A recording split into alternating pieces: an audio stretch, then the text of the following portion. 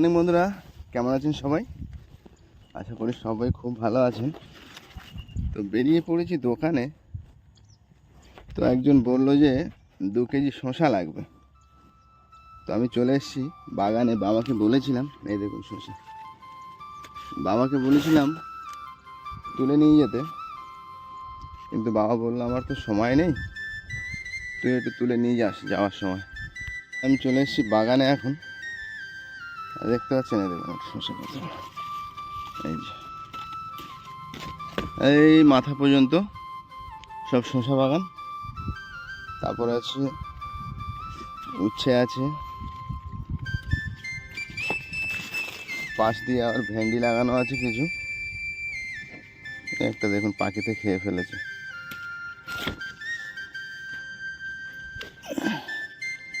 একটু তাড়াতাড়ি করছি আমি, কেন দোকানে যাওয়ার বেলা হয়ে গেছে। তো আমার দোকানের পাশে আজকে মনসা পূজা। তো সেই মনসা পূজার জিনিসপত্রগুলো সব আমার ওখানে দোকানে ঢোকানো আছে, যার জন্য আমাকে একটু তাড়াতাড়ি যেতে হবে। আমার জন্য তারা অপেক্ষা করছে।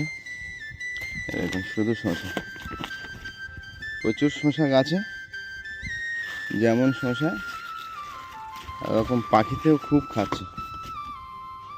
এখন আমি তাড়াতাড়ি দেখছি, তো যেগুলোই সামনে পাচ্ছি সেইগুলোই তোলার চেষ্টা করছি। এই একটা, এই একটা, প্রচুর শসা গাছে।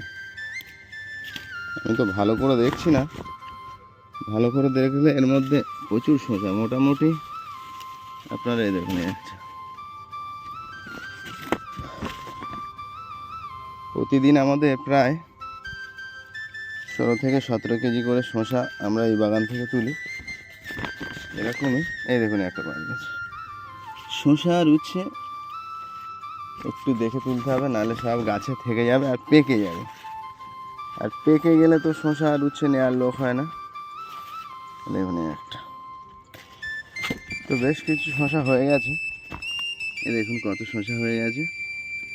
লাগবে আমার 2 কেজি, তার থেকে বেশি হয়ে গেছে। আর তুলবো না, দুটো একটা তুলে বেরিয়ে যাবো। আর রৌদ্র দিয়েছে, প্রচণ্ড রৌদ্র। এই একটা রয়েছে, এই যে একটা পেলাম। তো চলুন এখন দোকানে যাওয়া যাক। তো দেখা হবে নতুন একটা মিনি ব্লগ নিয়ে। টাটা, সবাই ভালো থাকবেন।